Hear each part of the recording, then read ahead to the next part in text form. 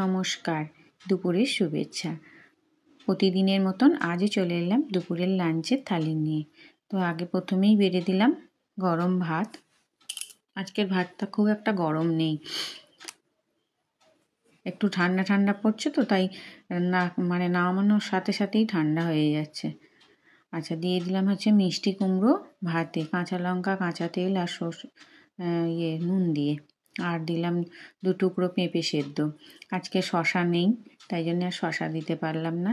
চলো আর কি করেছি দেখি। কপি আলু বড়ি দিয়ে একটা ঝোল করেছি, একটু আদা জিরে বাটা দিয়ে ঝোল করেছি।